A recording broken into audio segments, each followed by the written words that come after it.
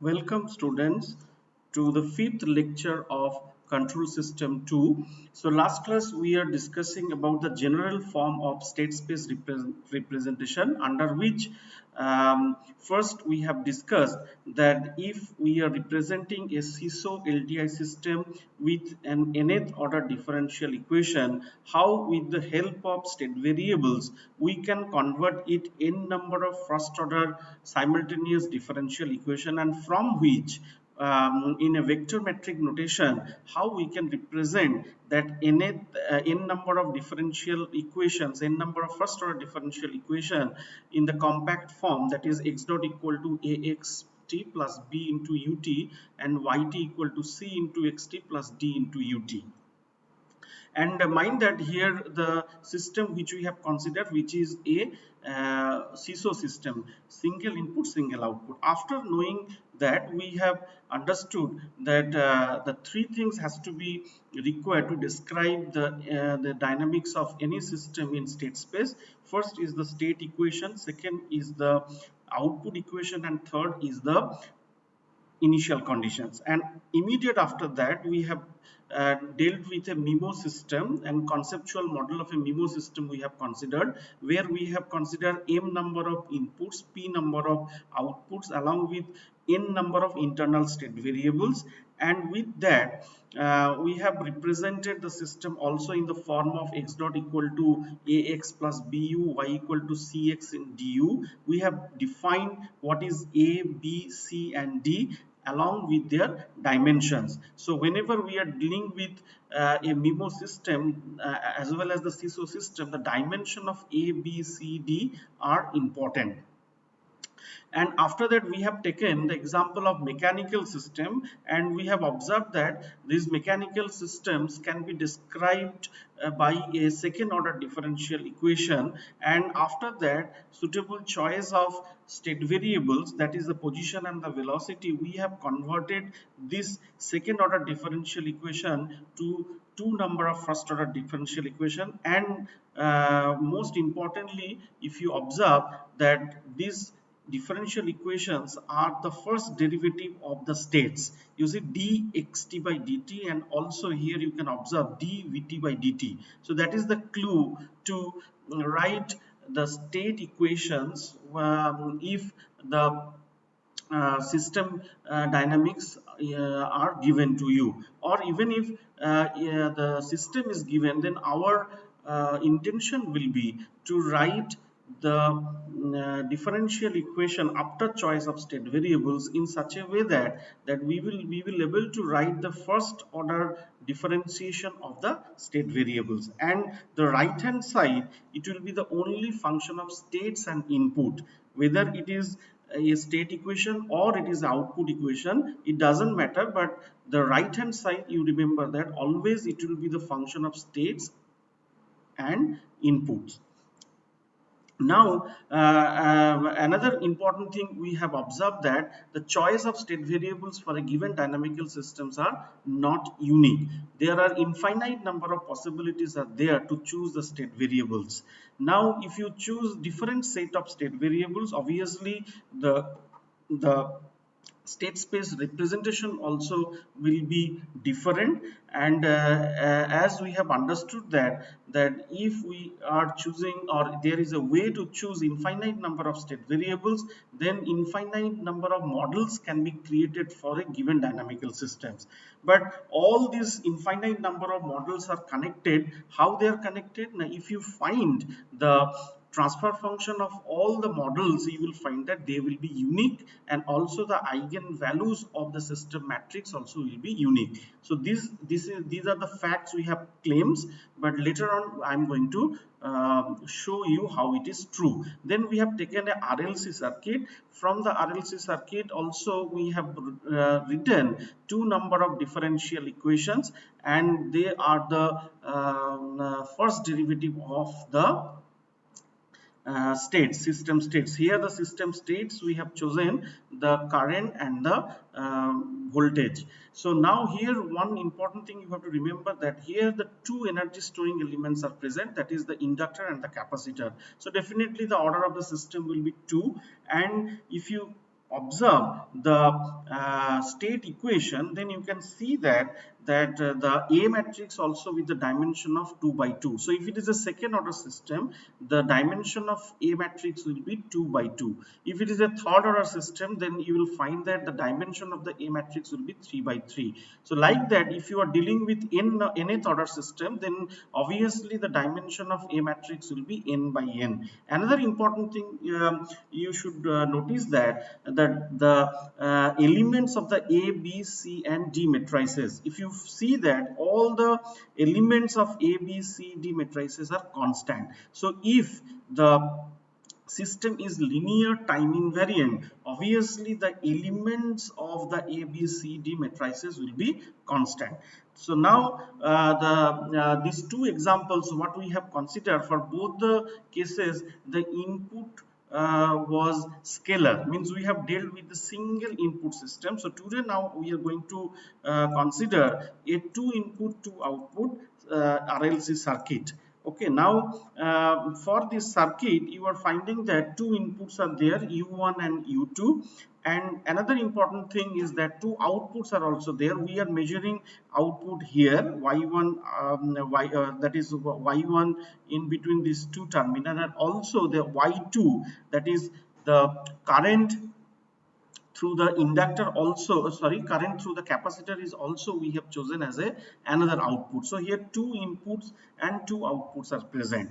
Now another important thing we have to choose if we want to represent the system in state space, that is the state variables. Now if you consider this circuit, if you see you will see that three energy storing elements are there, that is L1, L2 and C. L1 is the inductor, L2 is the another inductor and the capacitor C. Now whenever you are dealing with a circuit where you are finding that three energy storing elements are there, so definitely the order of the system is 3, and whenever the order of the system is 3, it means that we can convert that third order differential equation to the 3 number of first order differential equation, and that all three first order differential equation will be the first derivative of the states.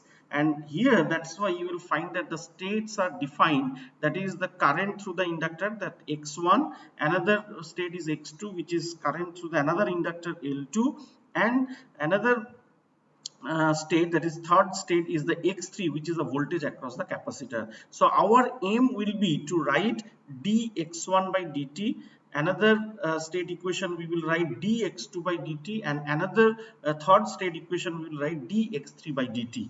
And the right hand side of the state equation we should express in terms of x1, x2, x3 and the input u1 and u2. Okay, and whenever we will write the output equation, that is y1 and y2, also for that case in the right hand side always it will be with the state, that is x1, x2, x3 and the input u1 and u2. So let us try to do that one. Now to write the first equation, we will apply the KVL in the big loop, and you are finding that the voltage drop in this branch and in this branch will be same, because it is in parallel. So now we are going to apply the KVL in the outer loop. If we will write the KVL equation, then we should mark the terminals. So suppose this is plus and this is minus, okay, and this is plus and this is minus, and in this direction it is going, in this direction it is going, it is plus minus, and here also it is plus minus. So now if we want to write the first equation, what will be the first equation? If we write the first equation, then you are finding that first equation we can write, that is minus u1. If you will write, if you apply the KVL, that is minus u1, because why it will be minus, because plus to minus. So according to my convention, whenever it is plus to minus, the voltage is decreasing, so that's why I have written minus u1. Then next, what will be the voltage across the inductor L1, that is L1 into dx1 by dt, and also it is negative, so it will be minus L1 dx1 by dt. So then again we will see the third element. What is the third element? Third element is a resistor R1 and current is X1. So I will write R1 into X1 and it will be negative. So it is minus R1 into X1. And then we will come to the capacitor. So the capacitor, you are finding that the voltage is X3. So plus minus. So we will write minus X3. So then we will write minus X3. Okay, so this is R1, it is R1 minus X3. Then we will consider the voltage across the R3. So current is you are finding that it is Y2, so it will be minus R3 into Y2 minus R3 into Y2, and this voltage you are finding that minus to plus, so it will be plus U2. So plus into U2 is equal to 0. So you see, first differential equation we can get from here. So you will try to write this equation in the form of dx1 by dt, which has been done in the next slide. If we consider the next slide, you will find that this equation we have written, and then we have tried to write L1 into dx1 by dt, and ultimately we have tried to write dx1 by dt, and we have tried to identify the coefficient of the states. Now you find, if you look at the last equation, you will find that this term is with the state variable x1, this term is with the state variable x3, but this is the term which is with y2, which is the output which is not desirable. Our work will be to replace this y2 with the relation of the states x1, x2 and x3, which we will do later on, and this is the term related to input. Now we want to write the second differential equation, which must associated with the second differential equation, that is dx2 by dt. Okay, so how we will do that one? Now we will apply KVL in this small loop. So if you apply the KVL in this small loop, so now current is flowing in this direction, so we can assume this is plus minus and this is plus minus. How we will write the differential equation? Now if you apply the KVL along with this small loop, then first plus to minus x3 we can write first voltage. We are finding that minus x3. Okay, very good. Then you will find that it is plus to minus, that is minus R3 into Y2 minus R3 into Y2. Then we are finding that it is minus to plus, so it will be plus U2. Then we will try to write the voltage across the R2, that is minus to plus. So now here it will be plus R2 into X2 plus R2 into X2, and then we will write the voltage across the inductor, so that will be plus L2 into dx2 by dt is equal to 0. So this will be the second differential equation, and from here our aim will be to write, that is dx2 by dt, that we will try to write is equal to what? And in this side it must be the function of x1, x2, x3 and the two input u1 and u2. Let us see what we are getting.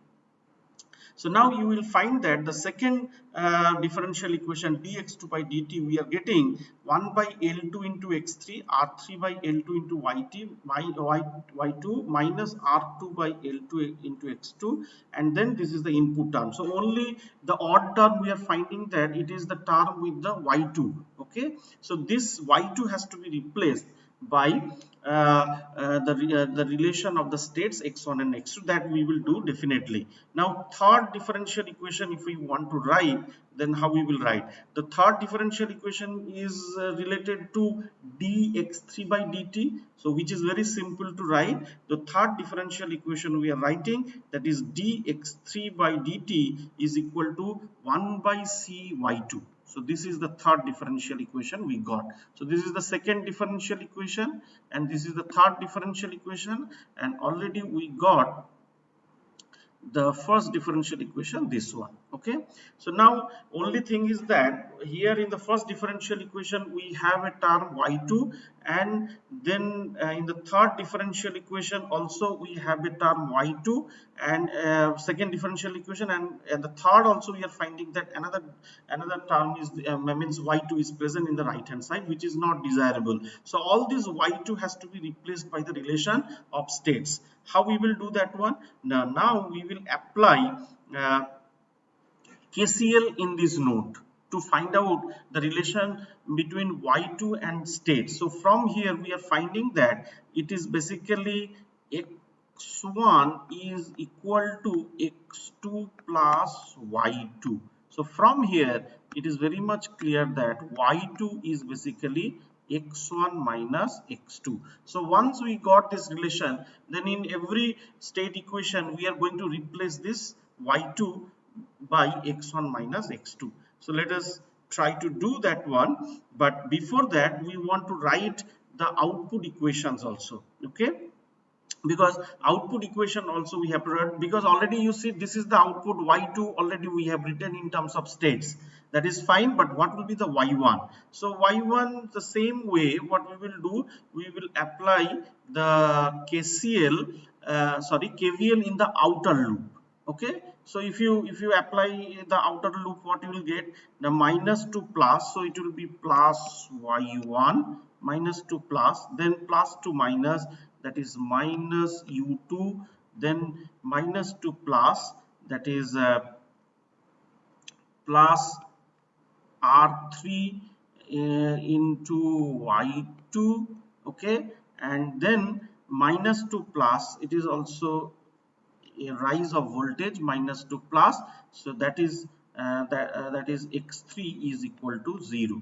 So now that equation actually we have written here in the output equation, that is, you see output y1 is equal to minus x3 minus r3 into y2 plus u2, and also in the expression y of y1 you will find that y2 is present. So this y2 has to be replaced by the relation, that is x1 y2 equal to x1 minus x2. So if you do that one, then finally we will get the dx1 by dt by 37 and dx2 by dt 38. So now if you notice, all the right hand side the term is associated with x1, x2, x3, and then u1 and u2, and dx2 also you are finding that it is related to the state x1, x2, x3 and u2. So here u1 term is not present, so then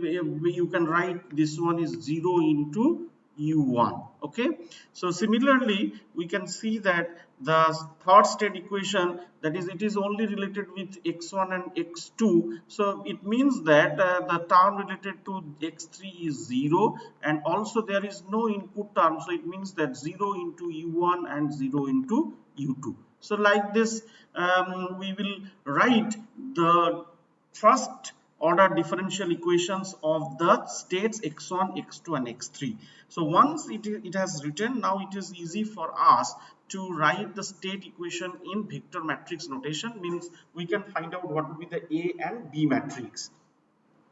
And to write the output equation y equal to cx into du, then we have to write the y1 in terms of all the states. So y1 you are finding that by replacing y2 we are getting this expression 40, and already y2 is in the terms of states, that is x1 minus x2. So here you are finding that in y2 no input term, direct input term is present, so it means that it is 0 into u1 plus 0 into u2.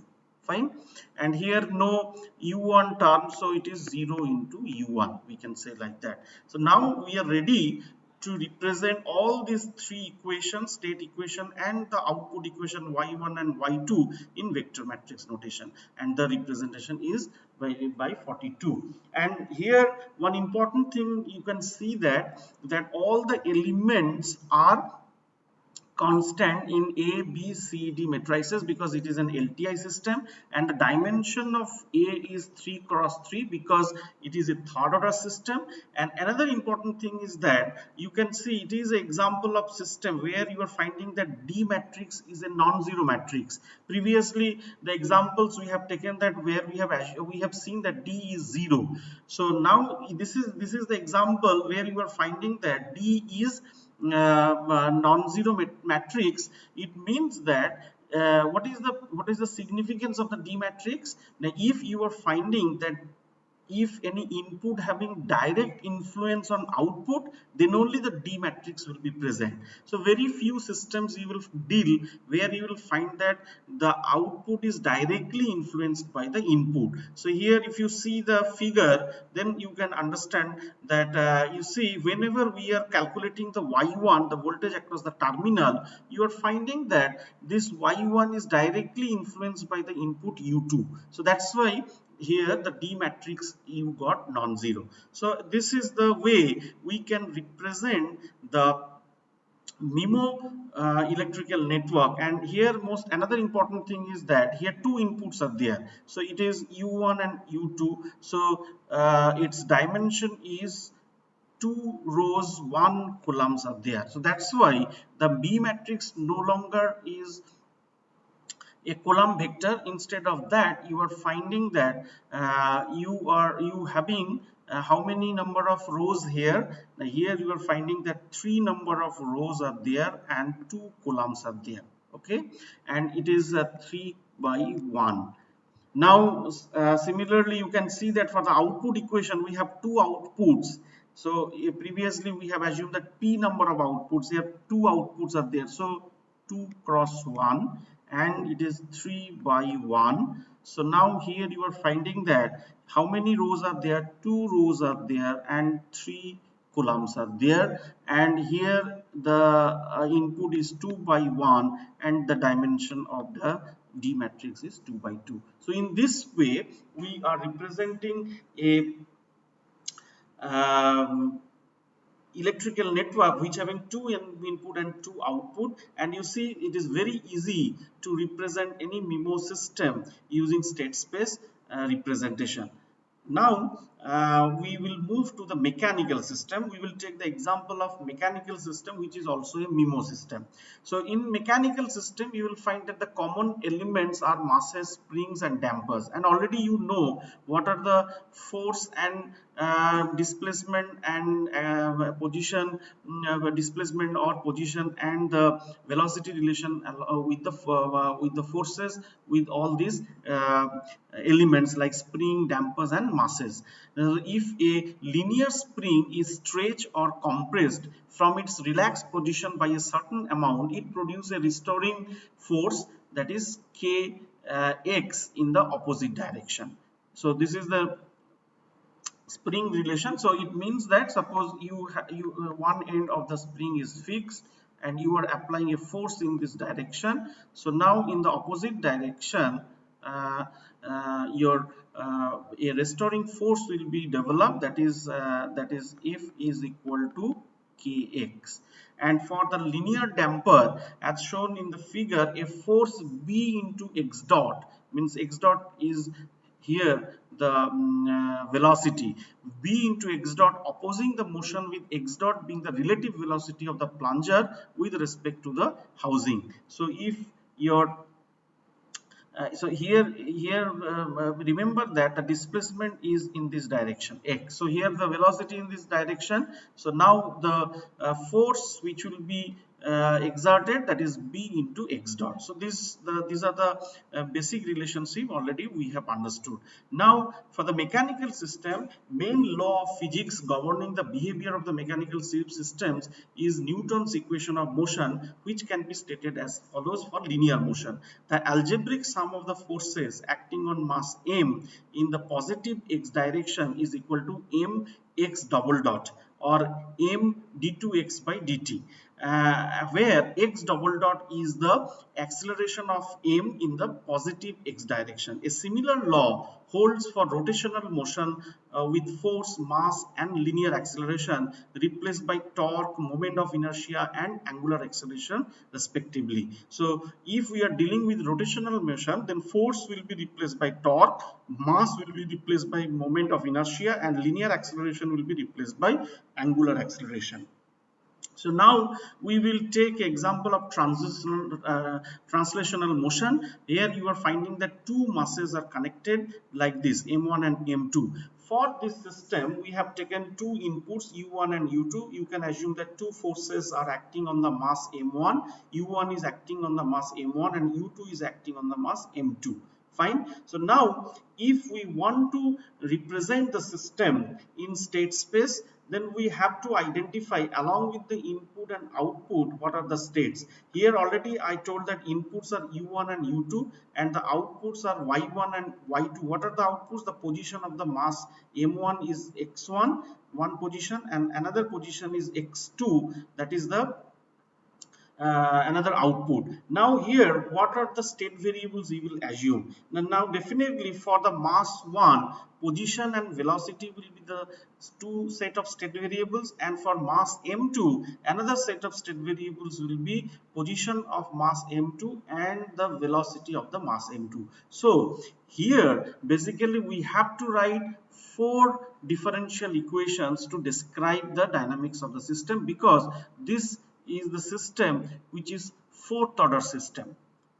Okay, so once again I am repeating. So for the mass M1 we will choose the state variable position of the mass M1 and the velocity of the mass M1, and for the M2 we will choose the position of M2 and the velocity of M2. So here we basically have to write four first order differential equations. So this system is an example of fourth order system with two input U1 and U2 and two output, that is Y1 and Y2, who they are the position of the mass M1 and mass M2 respectively. So now how we will write the differential equation? That is very easy to write. So if we will consider the M1, then first we have to write that with M1 what are the forces are acting. Okay, so we have seen that one force is acting U1 in this direction. Now once if it is pulled in this direction, then we have to see that we are observing that the spring is connected. So now a spring force will be K into X1. Now another force will be there due to the mass M1, that is M1 into d2 x1 by dt2. Fine. And now you will find that with the mass M1 a linear what is the name of this? Damper. Linear damper is connected. So then we are finding that it will also oppose, that is B into dx1 by dt. So then when we are considering M1 isolatedly, now you have to see that with the on the M1, if you consider only the effect of M2, then we have to see what are the forces are acting on M1. So now if you consider only M2, you are finding that M2 is directed in this direction, means right hand side. So definitely the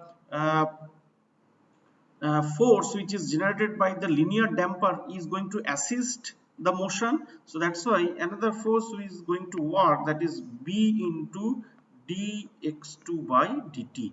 So now if you superimpose, or if you apply the superposition principle on M1 to see that what are the net forces are acting, then the representation will be like this. Here you see that M1 you are applying a force U1 in this direction, and net damping force is going to be act in this direction, B into x1 dot minus x2 dot, and here another force is there which is M1, that is d2 x1 by dt2. So now we will write the force balance equation, and force balance equation, if you write the first equation, you will get that is u1 minus k into x1 minus b into x1 dot minus x2 dot is equal to m1 x1 double dot. Okay.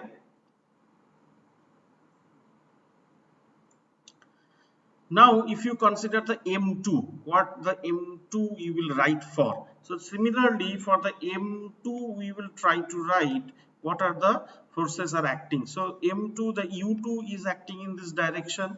Now, with the M2, the damper is connected. So, once the damper is connected, then what will happen? It is going to oppose, that is B into dx2 by dt. So these are the forces, and now the inertia also going to act, that is m2 into dx2 by dt. And now we have to see with the m2 due to m1 what are the forces are acting. Now when the force is acting on m1, then the motion will be assisted by the force exerted by b. So another force is going to work in this direction, so that is b into dx1 by dt.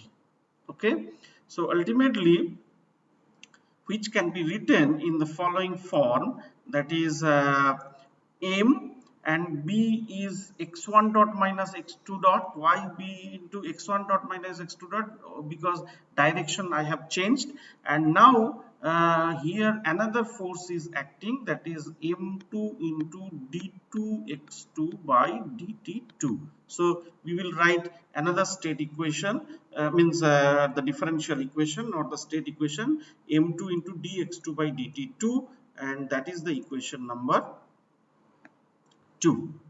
43b we are getting, that is u2 plus b into x1 dot minus x2 dot is equal to m2 into x2 double dot. Now here you see we got two differential equations which are second order. So our intention will be to assume the state variable in such a way that we can convert these two second order differential equation to two number of first order equation, and also similarly from here we can write another two differential equation, that is 3 and 4. So that's why you will get total 4 number of first order differential equation. So that's why what we will do now, already if you see that the positions of the masses, we have taken x1 and x2. Now we will take the another variable x3, the velocity x1 dot, and the velocity of mass 2, that is x2 dot, is x4. So these are the other two state variables we have assumed. Now you see what we can write. Now we are ready to write the 4 number of first order differential equation. Now x1 dot, what is that? X1 dot, if you write x1 dot, that is x3. Fine, we have written x3. So basically here all other term 0 into x1 plus 0 into x2 plus 1 into x3 plus there is no input 0 into u1 plus 0 into u2.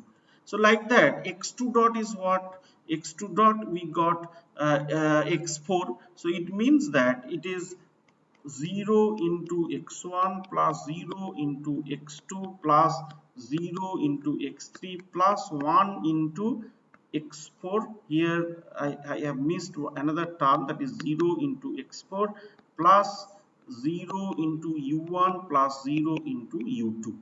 Okay, and what will be the x3 dot? X3 dot means what?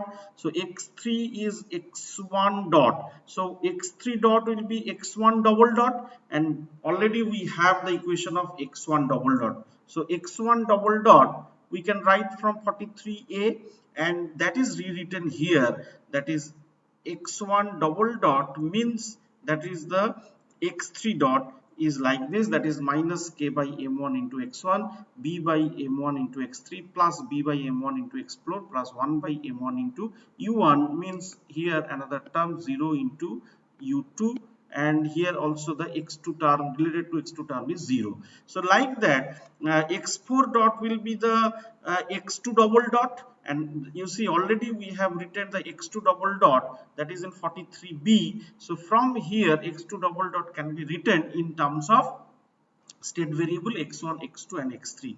That is written in the equation number 45, the last equation in the 45, that is x4 dot is equal to b by m2 into x3 minus b by m2 into x4 plus 1 by m2 into u2.